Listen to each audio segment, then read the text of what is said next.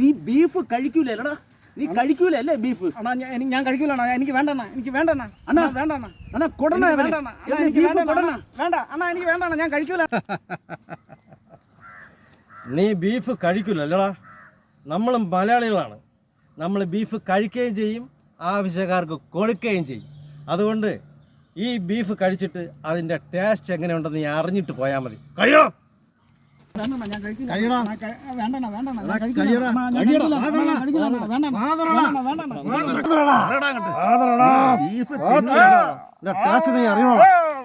നീ ബീഫ് കഴിക്കില്ലല്ലോ. എങ്ങനെയുണ്ടോ നമ്മളെ മലയാളികളെ ബീഫ്? ടേസ്റ്റ് ഉണ്ടാ?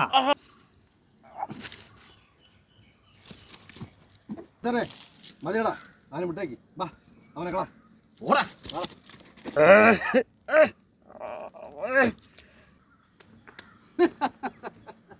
വാണ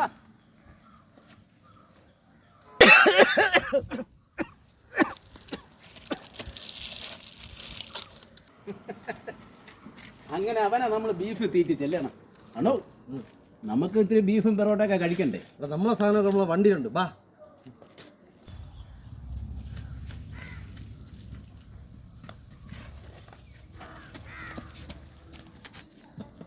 എടാ ഇതിൻ്റെ അകത്ത് നമ്മുടെ ബീഫും പൊറോട്ടയുണ്ട്.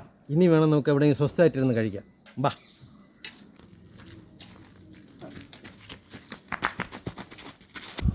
അയ്യോ അയ്യോ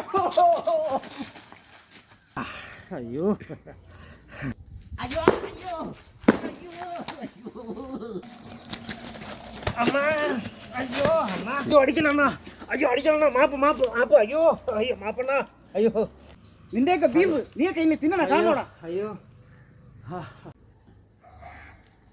നിന്നെയൊക്കെ എടുത്തോളാടാ.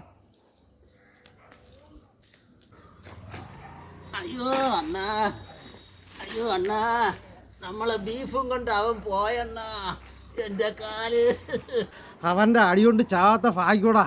അയ്യോ നമ്മളെ ബീഫും പൊറോട്ട അവൻ കൊണ്ടുപോയാടാ. അണ്ണാ അവൻ കൊണ്ട് വല്ല പട്ടിക്കും പൂച്ചയ്ക്കും കൊടുക്കണ. അയ്യോ ദൈവമേ, ഈ ബീഫും പൊറോട്ടയും പണ്ടേ കിട്ടിയിരുന്നെങ്കിൽ യവനെയൊക്കെ പോലെ ഒരു 50 എണ്ണത്തിനെങ്കിലും ഞാൻ അടിച്ച് തള്ളിയിടുമായിരുന്നു. എന്തൊക്കെ പറഞ്ഞാലും മലയാളികളുടെ ബീഫും പൊറോട്ടയും അതൊരു പ്രത്യേക ടേസ്റ്റ് തന്നെ. അയ്യോ അയ്യോ